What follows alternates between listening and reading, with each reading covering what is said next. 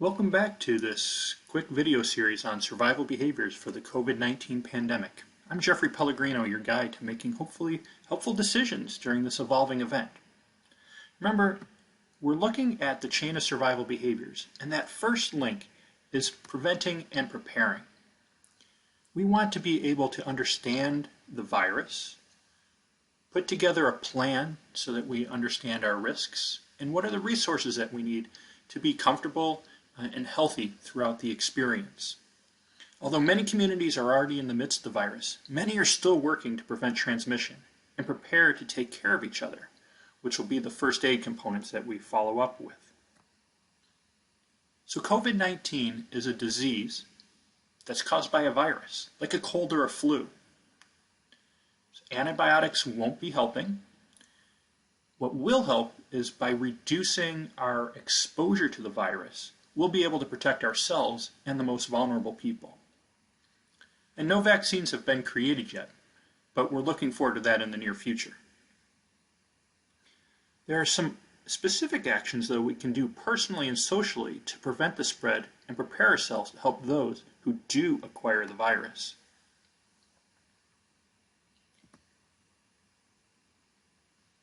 Those personal habits follow the guidance of our local health officials. We're working with the government and looking at the latest research. Currently, we're washing our hands often with soap and water, and that's important. Soap and water are plentiful and helpful. And we want to do that for at least 20 seconds. We want to especially wash after our bathroom use, before eating, after blowing our nose, coughing, or sneezing. These are times when our hands get in contact with our face, which is either bringing the virus in, or it might be sharing the virus if we have it. If soap and water are not readily available, use an alcohol-based hand sanitizer with at least 60% alcohol. Always wash your hands with soap and water if your hands are visibly dirty. And of course, we want to avoid touching our eyes, nose, and mouth. Cover your cough or sneeze with a tissue and throw it in the trash. And then cleaning and disinfecting frequently our frequently touched objects and surfaces with a regular household cleaning spray or wipe is pretty helpful in limiting those viruses. Currently, the CDC does not recommend a face mask for those people who are well.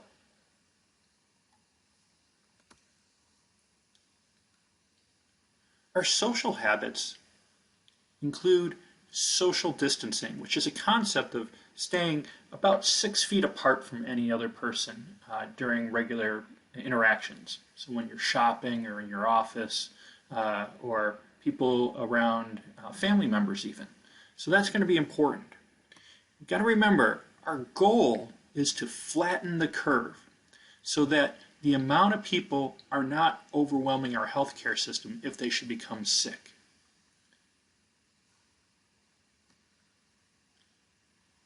However, part of this is going to create some anxiety for people. As we're preparing and we're talking about this, it may even come up in yourself. We really want to talk about how you might deal with this with children. So as the novel coronavirus continues to spread, it's important to take care of yourself and others physically and psychologically. We want to communicate in an age-appropriate manner that addresses children's questions without stoking any more anxiety. We can do this by speaking calmly in a reassuring tone, avoiding arguing to a point if it's possible. Give space for children to share their fears, which may be more about others rather than themselves, including worrying about you or their grandparents. Know the limits of your own knowledge and seek answers from official sources such as the CDC or your state's Department of Health. We can be reassuring to children that COVID-19 appears to be mild in children and remind them of the important steps that they can do to help everyone, including coughing into their elbow or singing happy birthday twice while washing their hands. These actions also provide kids with a sense of control over something they may not completely understand. So a preschooler can handle fewer details and will process information differently than a teenager. Playing games or drawing pictures about the news is the best approach for the very young, while engaging in conversation is appropriate for older kids, You can talk to them about current events and find out what your child already knows. Let them guide the conversation if they show any interest. It's appropriate to limit children's exposure to news reports. For older kids or social media, discuss how to spot reliable versus unreliable news sources. Be alert for behavior changes that signal distress, such as increased clingy behavior in a preschooler, mood swings or unexplained stomach aches in an elementary-age child, or a sudden withdrawal in a teenager. These behaviors may signal that your child needs help, and you should reach out to your pediatrician or another trusted source of help.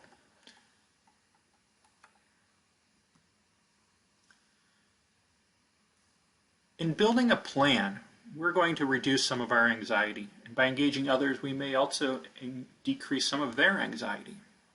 So thinking about school and work, knowing that your child is taken care of, knowing their limitations about cooking and being safe in the household is going to be important.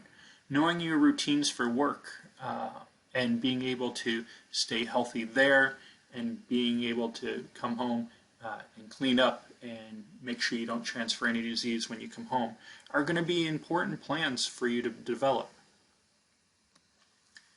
Neighbors can also be great caregivers. We want to prepare again, but not panic people. When we're talking with our neighbors and building a network, we can reduce the number of times we can go into public, perhaps, and then limit the chances of our acquiring the disease. You want to think about resources that you might be able to share with each other, including non-perishable foods, making sure each family has enough water. Red Cross recommends a gallon a day for each person and a 3-day supply. And again, medications, over-the-counter medications, cleaning supplies. Those are all going to be important parts of your plan. Again, including your neighbors in your plan. What would you do for each other if schools close and being able to care for each other's children or older adults in people's care? You want to know your local organizations for additional resources for help if needed. Consider organizing your network of local people who can bring resources back into the neighborhood for you. Review those organizations and services that support you in cases of emergency. Know your telehealth options. And as we're approaching this COVID-19 and people becoming sick in your own house, how do you create a safe, isolated space for them that's comfortable? So these are some proactive things that you can do before the virus comes into your community or to your family. Specific resources. We want to go back to some of the things that the Red Cross has promoted over the years, having a couple of weeks worth of supplies, because this is a longer term event. You want to think about personal medicines. In this case for COVID-19, because it's a respiratory illness, your inhaler or somebody else's inhaler may be an important need for them. Thinking about non-prescription drugs that are designed to suppress cough, such as a Robitussin Dry or a Mucinex, might be helpful. The active ingredient you're looking for is dextromethorphan, which belongs to a class of drugs known as cough suppressants. It acts on part of the brain, or the cough center of the brain, to reduce the urge to cough. And then having some anti-fever medications like Tylenol or Motrin. And then what are your other essentials that you need in your personal and family or neighborhood preparation kit? Things that you might also want to put in are contact information of your caregivers. Again, telehealth is going to be your friend for most of the mild cases. Also want to encourage people to take a first aid course. And you can do that even online to reduce your chances of disease transmission. The American Red Cross, through AmericanRedCross.org, has online courses, and this will help reduce some of the anxiety that you might have in being able to take care of some simple first aid measures. But it also helps you know when you really should call EMS or 911 to get advanced care.